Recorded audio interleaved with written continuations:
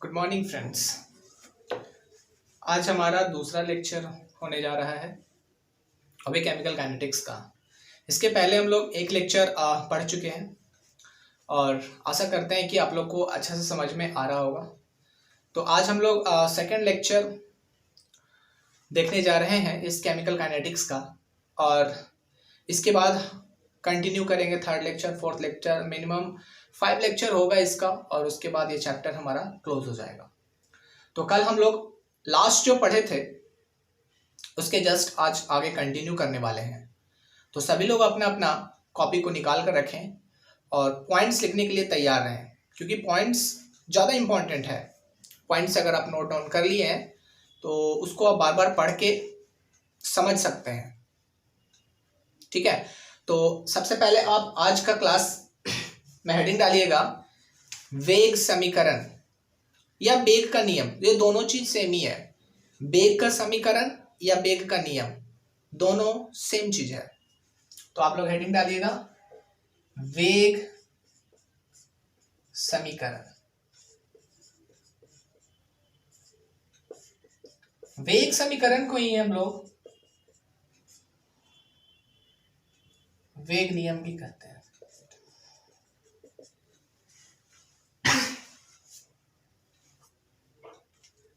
ठीक है, वेग समीकरण को ही वेग नियम कहते हैं हम लोग।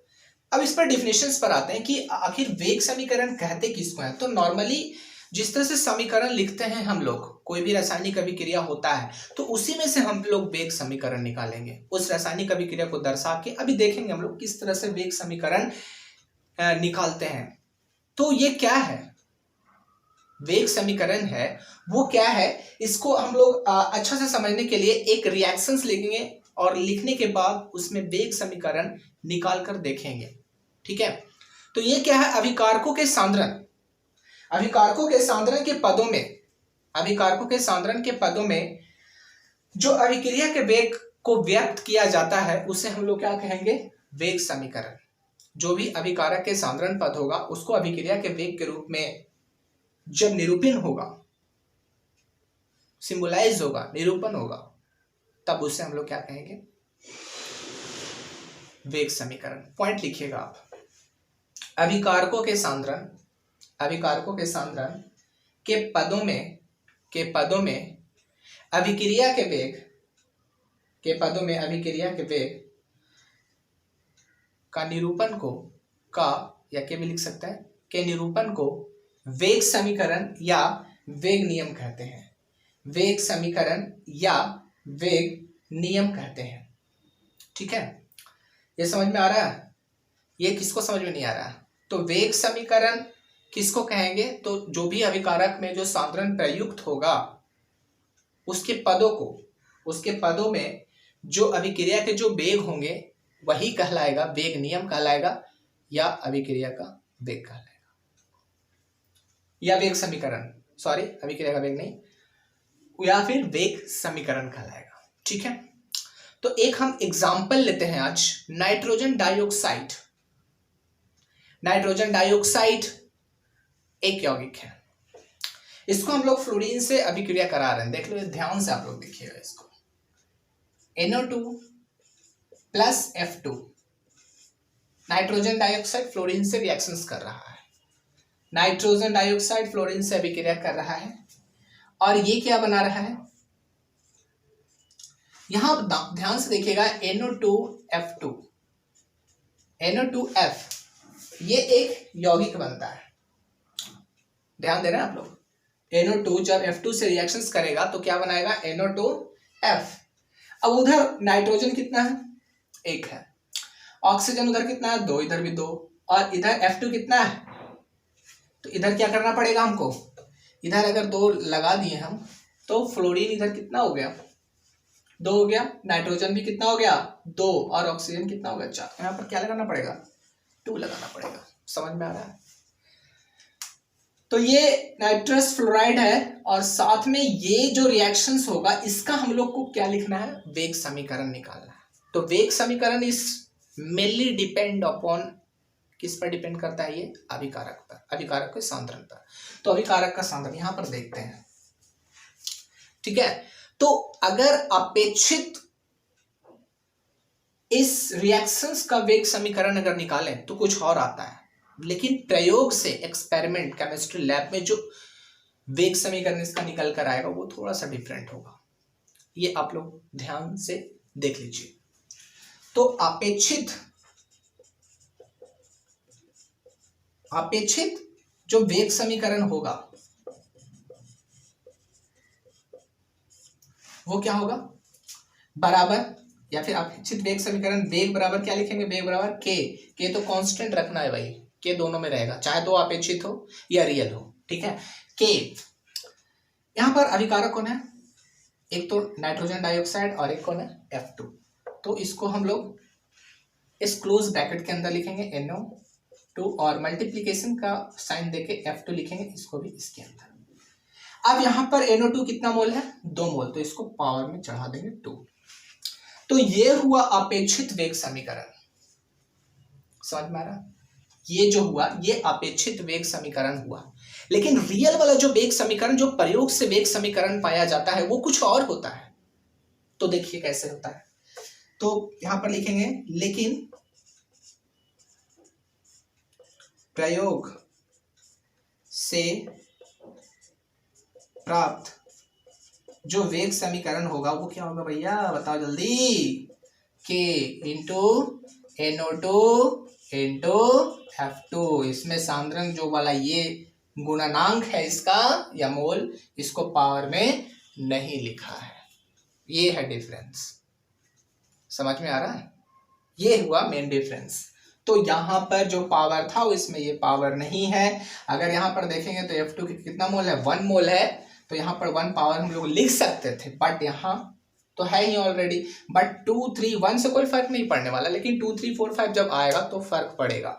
तो अगर हमको इसका वेग समीकरण लिखने के लिए कहेगा या वेग नियम लिखने के लिए कहेगा इस रिएक्शंस का, तो हम लोग ये लिखेंगे, क्योंकि प्रयोग द्वारा प्राप्त हुआ है कि वेग समीकरण जो होगा KNO2 इंटू F2 होगा, जहां जो हमारा K है वो क्या है, वेग स्थिरांक है। ये ध्यान रखिएगा, जहां K जो है वेग स्थिरांक है। ये सभी को समझ में आ गया, ये सभी को समझ में आ गया या नहीं आया। एक और एग्जांपल हम लोग लेते हैं जिसमें थोड़ा सा क्लू मिलने वाला हम लोग को, ये से तो क्लियर हो गया। एक और एग्जांपल हम लोग अगर लिखे हो तो मैं डाल देते हैं। एक और एग्जांपल हम लोग अभी लेने वाले हैं, जैसे A से कोई रिएक्शंस करके B के साथ C+D प्रोडक्ट बनाता है। ये अभिक्रिया हमारे पास A है जो B के साथ अभिक्रिया करके C और D बना रहा है। इसका गुणनांक A है, इसका गुणनांक B है, इसका क्या है C है और इसका क्या है D है। ये कितनों को समझ में आ गया है, ठीक है, क्या है, कितनों को समझ में आ गया है। यहां पर अगर हम लोग इसका वेग निकालेंगे, अगर हम लोग यहां पर इसका क्या निकालेंगे, वेग निकालेंगे, तो क्या देंगे, इसका जो वैल्यू देंगे, ये गुणनांक देंगे, ठीक है, क्या देंगे, गुणनांक, इसका पावर में, क्योंकि साधारण पदों पर क्या करता है, डिपेंड करता है और निर्भर करता है, ठीक है। तो आप ध्यान से देखिएगा, यहां पर हम इसका समीकरण, वेग समीकरण किस तरह से लिखेंगे वो देखिएगा। वेग समीकरण सिर्फ अभिकारक से मतलब है, प्रतिफल से कोई मतलब नहीं है। वेग समीकरण बराबर K तो हमें देना है, कांस्टेंट देना है भाई। यहाँ पर A लिख दीजिए और यहाँ पर क्या लिख दीजिए B। यहाँ पर एक M छोटा लगा दीजिए, N लगा दीजिए। ये जो M है जो A के बराबर हो भी सकता है और नहीं भी हो सकता है। N है जो B के बराबर, छोटा B के बात कर रहे हैं, छोटा वाला B, N जो छोटा वाला है वो छोटा वाला B के बराबर हो भी सकता है और नहीं भी हो सकता है। M उसी तरह छोटा वाला A के बराबर हो भी सकता है और नहीं भी हो सकता है। ये कितनों को समझ में आ गया, ठीक है। तो अगर हम लोग A और B को बराबर कर देंगे, A और B जब बराबर हो जाएगा तो वेग समीकरण किसके बराबर होगा, यहां पर लिखेंगे यदि ए बराबर बी, ए है जो किसके बराबर हो गया, बी के, तो वेग समीकरण के बराबर हो जाता है, के बराबर हो जाता है। कह रहे हैं कि ए का मान और इसका मान, इन दोनों का अगर मान बराबर हो गया तो क्या पता चलेगा, वेग समीकरण जो है वो के बराबर हो गया है, मतलब वेग स्थिरांक के बराबर हो गया है। ठीक है, तो ये हो गया, इससे क्लू मिला। ठीक है, कि वेग समीकरण में अगर अभिकारक ये दोनों का मान बराबर रहा तो के का जो मान होगा वो बराबर हो जाएगा, के बराबर हो जाएगा। ए जो है बी के बराबर अगर है तो वेग समीकरण जो होगा या वेग नियम जो होगा वो किसके बराबर होगा, के बराबर हो जाएगा। इस सभी को समझ में आ गया होगा। ये जब आप लिख लिए हैं तो इसके नीचे एक नोट में आप पॉइंट लिख लीजिए, बहुत ही इंपॉर्टेंट पॉइंट्स है, नोट में पॉइंट कीजिए। लिखिए, जब प्रत्येक अभिकारक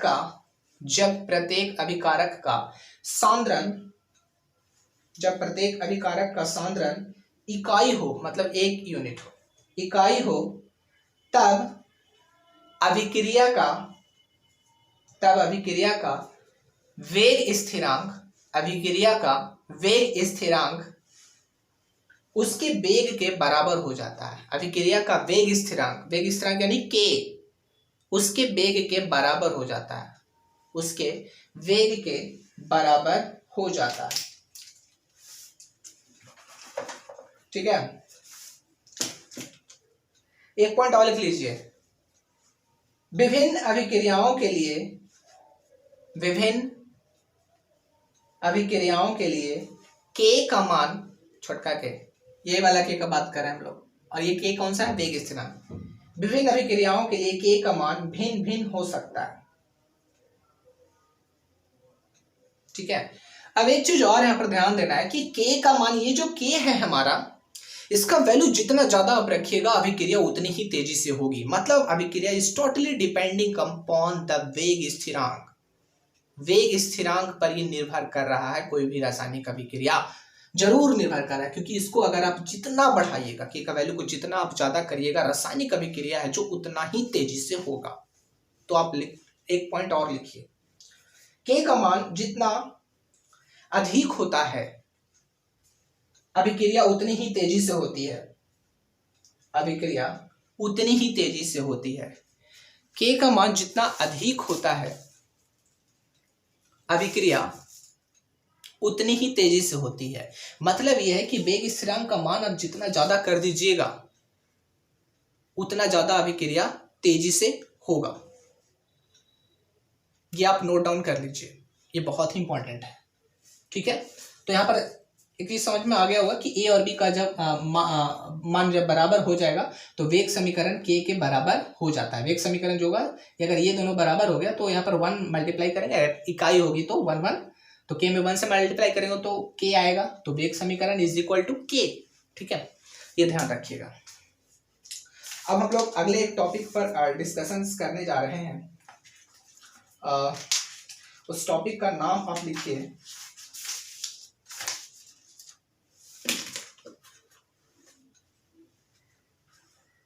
उस टॉपिक का आप लोग नाम लिखिए अनुक्ता। अनुक्ता कैसे निकालेंगे, मॉलिक्यूलैरिटी बोलते हैं इसको अंग्रेजी में। किसी भी रासायनिक अभिक्रिया की अनुक्ता कैसे निकालते हैं, अनुक्ता जो भी है वो बहुत ही इंपॉर्टेंट है। ठीक है, अनुक्ता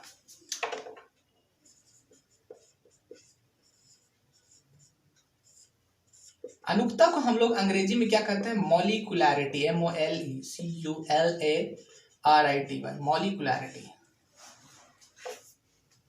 मॉलिक्यूलैरिटी कैसे निकालेंगे, कोई भी रासायनिक अभिक्रिया दिया हुआ रहेगा तो किस तरह से पता करेंगे कि वहां पर मॉलिक्यूलैरिटी कितना हुआ, अनुक्ता कितना हुआ। बोर्ड एग्जाम में अक्सर ये पूछा जाता है कि यह अभिक्रिया इसकी अनुक्ता क्या होगी, तो वो कैसे निकालेंगे।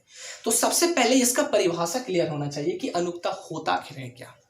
व्हाट इज मोलिकुलैरिटी या फिर अनुकता किसे कहते हैं? तो ध्यान से सुनिएगा। किसी भी रिएक्शंस में, किसी भी अभिक्रिया में भाग लेने वाले जितने भी परमाणुओं की संख्या या अणुओं की संख्या जो न्यूनतम होती है, कम से कम होगी, उसी को हम लोग कहेंगे अनुकता। किसी भी रासायनिक अभिक्रिया में न्यूनतम परमाणुओं या अणुओं की संख्या जो होती है वही कहलाएगा अनुकता। समझ में आ रहा है? परिभाषा आप लिखिए पहले। किसी अभिक्रिया में भाग लेने वाले, किसी अभिक्रिया में भाग लेने वाले परमाणुओं या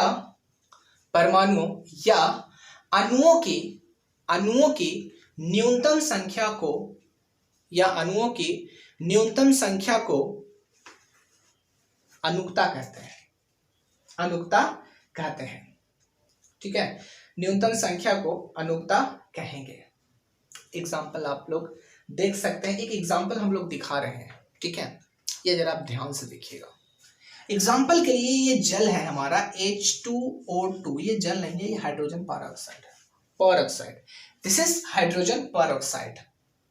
इसको जब हम लोग तोड़ते हैं तो ये क्या चीज में टूटता है? एक तो H2O में टूटेगा और जल का नहीं, ऑक्सीजन का कितना? हाफ।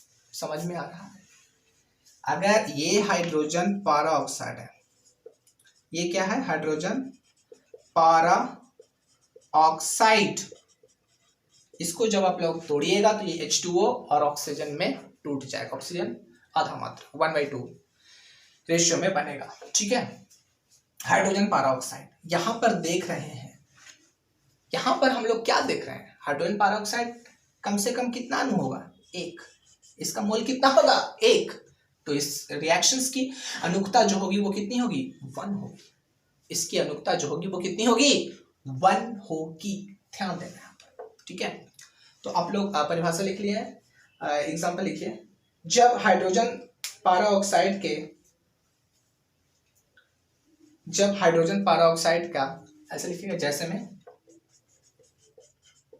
जब हाइड्रोजन पारा ऑक्साइड का अपघटन कराते हैं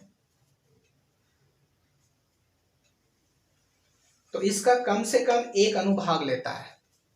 तो इसका कम से कम एक अणु भाग लेता है। ये नीचे लिखिएगा आप, एक अणु भाग लेता है ना, उसके नीचे लिखिएगा H2O2 gives us H2O plus half O2।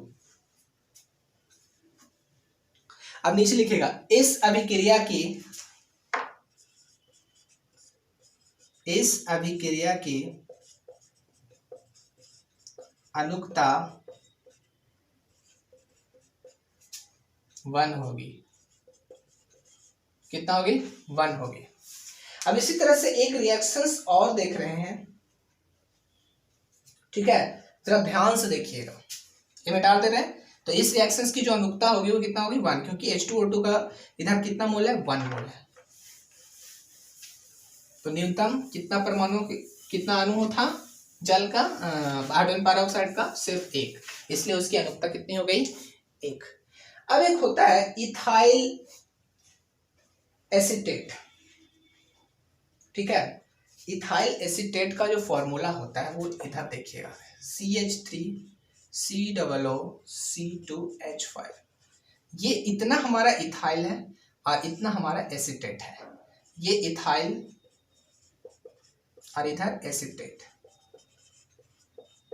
तो इसको हम लोग सुधार के क्या लिखेंगे? Ethyl acetate. ये क्लियर है सभी को? ये इथाइल एसीटेट है। इसको हम लोग सोडियम हाइड्रोक्साइड से रिएक्शंस करवाते हैं, NaOH से। किससे? NaOH से, ठीक है। तो यहां पर देखिए कि एक तो हमारे पास क्या है? इथाइल एसीटेट है, एक हमारे पास सोडियम हाइड्रोक्साइड। तो ये एसीटेट जो है ये सोडियम के साथ जुड़ जाता है, ठीक है। तो ये क्या बन जाएगा? Sodium acetate. और ये क्या बन जाएगा? C2H5OH, इथाइल अल्कोहल, ठीक है। क्या बन जाएगा यहाँ पर देखिएगा? CH3COONA और बीच में प्लस देंगे और ये जो OH है ये C2H5 के साथ जुड़ जाएगा। तो क्या लिखेंगे? C2H5OH। तो ये जो बना इसका नाम क्या देंगे?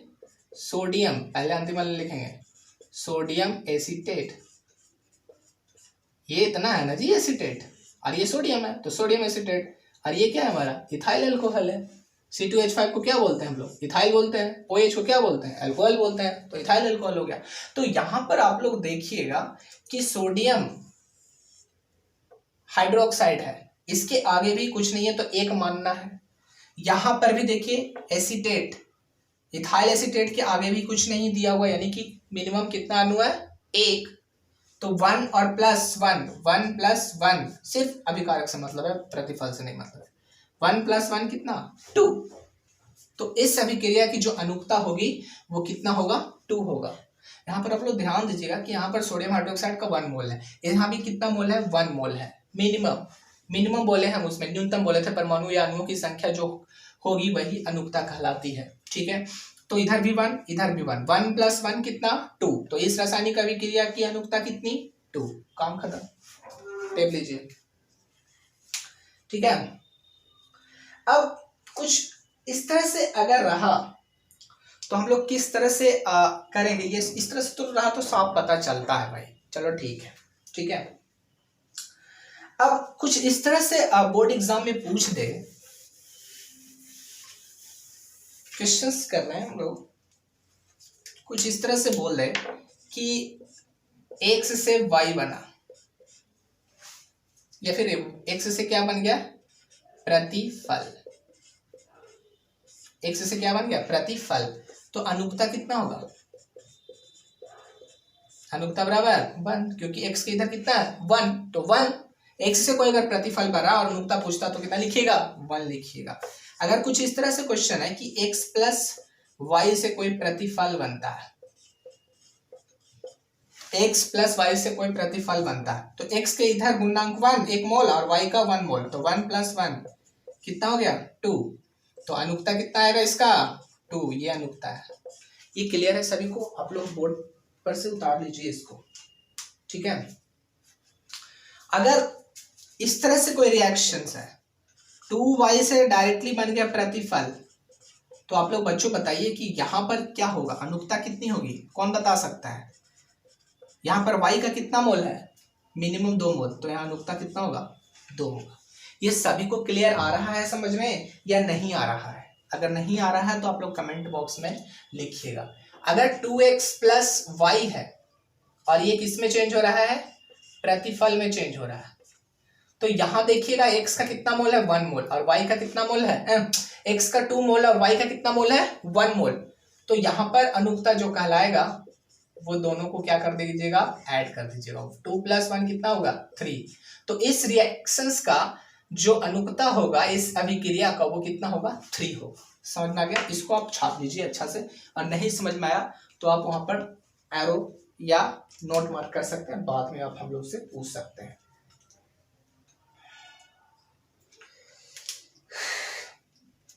ठीक है, अब कुछ पॉइंट्स लिखेंगे और समझेंगे भी इसे, कि जिस अभिक्रिया की अनुकता अगर 1 होती है तो उसे एक अनुक अभिक्रिया कहते हैं। ठीक है, ध्यान दीजिएगा, जिस अभिक्रिया की अनुकता अगर 1 होती है तो उसे क्या कहेंगे, एक अनुक अभिक्रिया। समझ में आया? एक अनुक अभिक्रिया, पॉइंट लिखिएगा। और अगर 2 है तो द्विअनुक। जिस अभिक्रिया की अनुकता अगर 2 है तो उसे द्विअनुक, और अगर 3 है तो त्रिअनुक। ठीक है, तो पॉइंट आप लिख लीजिए। जिस अभिक्रिया में अनुकता 1 होती है उसे एक अनुक अभिक्रिया कहते हैं। तथा, इसके आगे लिखिएगा, तथा जिस अभिक्रिया की अनुकता 2 और 3 होती है, 2 भी हो सकता है 3 भी हो सकता है, मतलब इधर 2 है और 3 है, 2 है और 3 है, तब उसे क्रमशः द्विअनुक तथा त्रिअनुक अभिक्रिया कहते हैं। द्विअनुक तथा त्रिअनुक। डबल अनुक कब होगा, द्विअनुक कब होगा, जब अनुकता का वैल्यू कितना आएगा, 2 आएगा।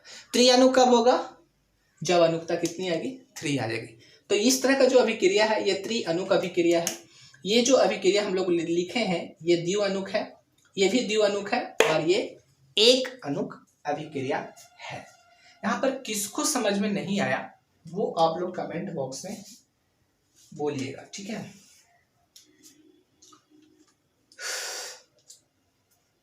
अब कुछ इस तरह से हम लोग बात करते हैं, ये तो सभी को समझ में आ गया होगा। अब हम लोग आगे चलते हैं। तो अनुकता के बारे में कंप्लीट हो गया, ये आप लोग नोट डाउन कर लिए होंगे और बहुत इंपॉर्टेंट है भाई ये अनुकता जो है ना, मॉलिक्यूलरिटी, ये निकालने के लिए बहुत आना चाहिए आप लोग को, ये बहुत इंपॉर्टेंट है। अब हेडिंग आप लोग डालिएगा अभिक्रिया की कोटि। अभिक्रिया की कोटि ये भी बहुत मोस्ट इंपॉर्टेंट है। अभिक्रिया की कोटि, इसकी इस तरह से कोटि निकालते हैं। कोटि ऑर्डर ऑफ रिएक्शन, ये बहुत इंपॉर्टेंट है, इसको आप देखिए। ऑर्डर ऑफ रिएक्शन, अभिक्रिया की कोटि किस तरह से निकाली जाती है, आप हेडिंग डालिए पहले।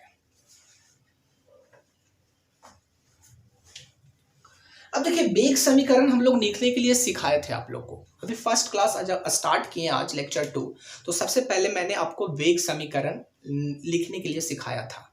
तो वेग समीकरण में प्रयुक्त सांद्रण के पदों, सांद्रण जितना भी होगा उसको जोड़ दीजिए आप। सांद्रण के पदों की योगु जो घात होगा ना, उसको जोड़ने से जो रिजल्ट मिलेगा उसी को अभिक्रिया की कोटि कहते हैं। फिर से सुन लीजिए, जो हम लोग वेग समीकरण लिखे थे उसमें प्रयुक्त सांद्रण के जो भी पद थे उसको आप ऐड कर दीजिए।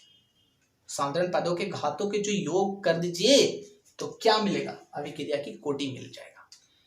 मान लिया कि इस तरह से एक वेग समीकरण है, माना कि एक वेग समीकरण है इस तरह से, वेग बराबर लिखा हुआ है k c1 यहाँ पर n1, फिर यहाँ c2 सांद्रण c2 है यहाँ पर n2, यहाँ पर फिर c3 यहाँ पर n3, ठीक है। सांद्रण c1 के लिए घात कितना है n1, c2 के लिए घात कितना है भाई n2, c3 के लिए सांद्रण c3 के लिए n3।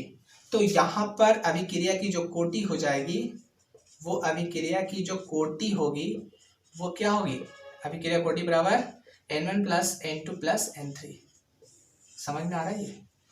सिर्फ सांद्रण के पदों का जो घात है उसको आप ऐड कर दीजिए एंड आपको मिल जाएगा अभिक्रिया की कोटि मिल जाएगा। परिभाषा आप लिखिए पहले। वेग समीकरण में प्रयुक्त, वेग समीकरण में प्रयुक्त सांद्रण पदों के घातों, सांद्रण पदों के घातों, सांद्रण पदों के घातों के योगफल को, सांद्रण पदों के घातों के योगफल को अभिक्रिया की कोटि कहते हैं, अभिक्रिया की कोटि कहते हैं। पैराग्राफ छोड़ के लिखिएगा।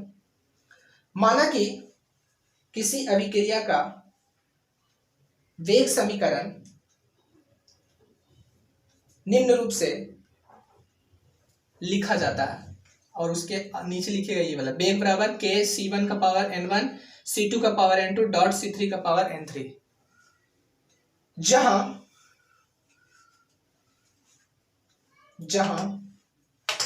n1, n2, n3 अभिकारक 1, 2, 3 के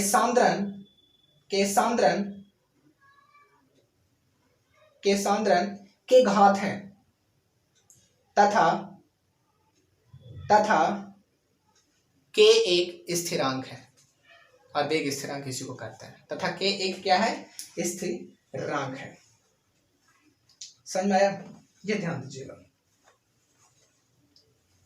अब यहाँ पर कुछ क्वेश्चंस कर लेते हैं कि किस तरह से वेग समीकरण, तो इसका जो नीचे लिखेगा अतः अभिक्रिया की कोटि, इसके नीचे लिखिएगा पूरा, अतः अभिक्रिया की कोटि बराबर, इस तरह से वेग समीकरण दो, सभी को पावर को क्या कर दीजिए आप, जोड़ दीजिए, n1 plus n2 plus n3।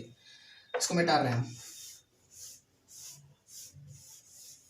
अब कोई रिएक्शंस इस तरह से दिया हुआ है, क्वेश्चन है हमारा, x से कोई प्रतिफल बन रहा है, x से क्या बन रहा है, प्रतिफल बन रहा है। सबसे पहले इसका वेग लिखेंगे, वेग किस तरह से लिखेंगे, वेग बराबर k कांस्टेंट लिखेंगे, यहाँ पर c कोई सांद्रण है, कंसंट्रेशन है, किसका, x का, यहाँ पर कुछ नहीं है गुणांक में, तो वहां पर क्या लिखेगा, 1। समझ में आ रहा है आप लोग को? तो यहाँ पर कोटि क्या होगी, किसकी कोटि भाई, अभिक्रिया की, अभिक्रिया की कोटि जो हो जाएगी वो कितना होगा, 1 होगा। ये सभी को समझ में आया? बोर्ड पर आप लोग देखिए ध्यान से। नहीं समझ में आया तो हमें से पूछिए आप लोग, ठीक है? नहीं समझ में आया तो फिर से पूछिएगा। एक और लिखते हैं, x प्लस वाई से क्या बन रहा है? प्रतिफल बन रहा है। सभी को समझ में आ रहा? x प्लस वाई से प्रतिफल, तो इसको वेग कैसे लिखेंगे? तो वेग लिखेंगे, वेग बराबर क्या है? कांस्टेंट तो देना है, c x है और c y है। यहाँ पर x का गुणांक 1 और इधर कितना है? इसका भी 1, ठीक है? तो अभिक्रिया की कोटि जो लिखेंगे वो साधारण पदों को ऐड कर देंगे, 1 + 1 बराबर 2। तो इस रिएक्शंस के लिए अभिक्रिया की जो कोटि हो जाएगी वो कितनी होगी? 2 होगी। ये क्लियर हो गया सभी को? एक और देख लेते हैं भाई, एक और देख लेते हैं। एक और कैसे देखेंगे? 2x + y से क्या बन रहा है? कोई प्रतिफल बन रहा है। 2x + y से कोई प्रतिफल बन रहा है। तो अगर वेग लिखेंगे हम लोग तो k इंटू कितना लिखेंगे? cx। इसका पावर कितना है x का? ये ऊपर जाएगा 2, 2 मोल है तो 2 ऊपर लिखना है। y नहीं, सांद्रण कौन है? cy। इसका कितना? 1। तो अभिक्रिया की कोटि कितनी होगी भाई? कौन बताएगा? सांद्रण पद cx का कितना है ऊपर? 2 प्लस cy का कितना है? 1 है ना? कितना आसान, आसानी से आप लोग कर सकते हैं, अभिक्रिया की कोटि निकाल सकते हैं, ठीक है? ये ध्यान दीजिएगा। ये सभी को समझ में आ गया? ठीक है? अगर नहीं समझ में आया तो फिर से आप लोग पूछ सकते हैं।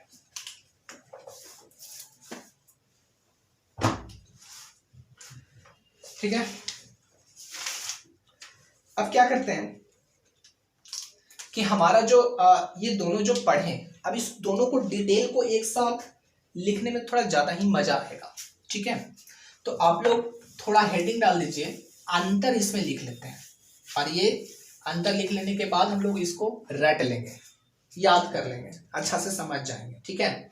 तो आप लोग हेडिंग डालिएगा, अभिक्रिया की कोटि और अनुक्ता में अंतर। हेडिंग डालिएगा, अभिक्रिया की कोटि तथा अनुक्ता में अंतर।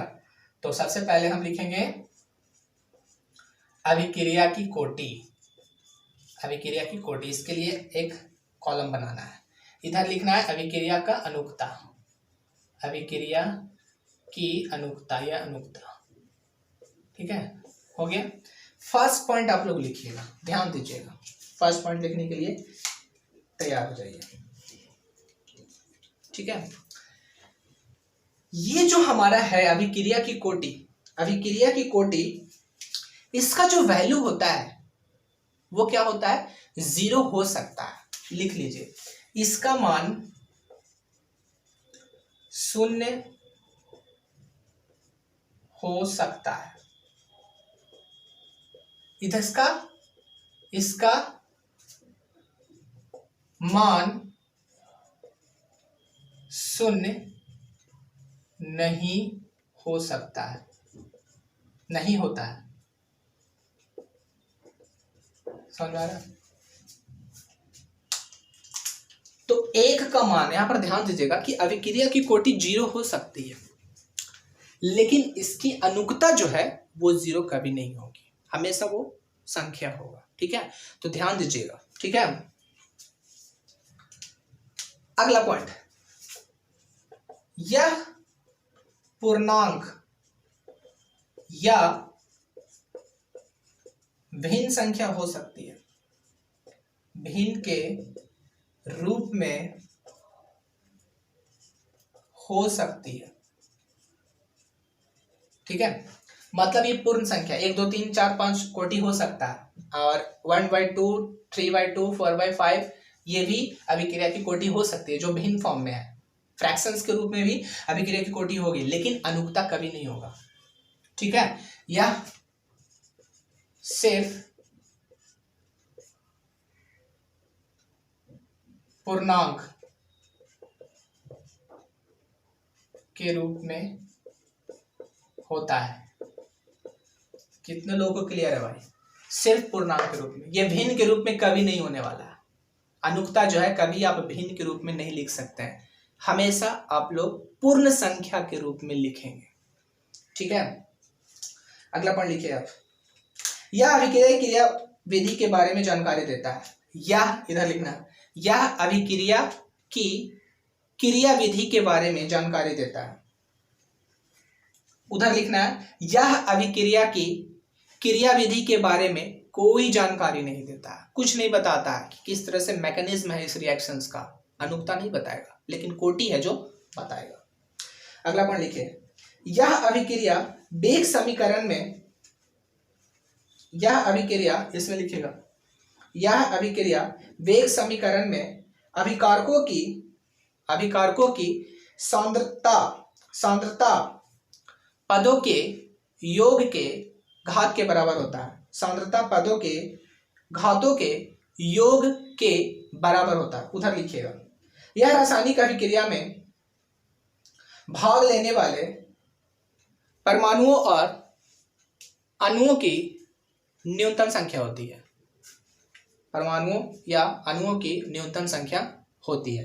लास्ट पॉइंट लिखिएगा, यह एक प्रायोगिक राशि है, एक्सपेरिमेंटल है, ठीक है। यह एक प्रायोगिक राशि है जिसका मान अभिक्रिया वेग द्वारा निकाला जाता है, जिसका मान अभिक्रिया वेग द्वारा निकाला जाता है। इसका मान जब भी आप निकालिएगा तो अभिक्रिया का वेग निकालना पड़ेगा, उसके बाद आप अभिक्रिया की कोटि को निकाल सकते हैं। उधर लिखिएगा, यह एक सैद्धांतिक मान है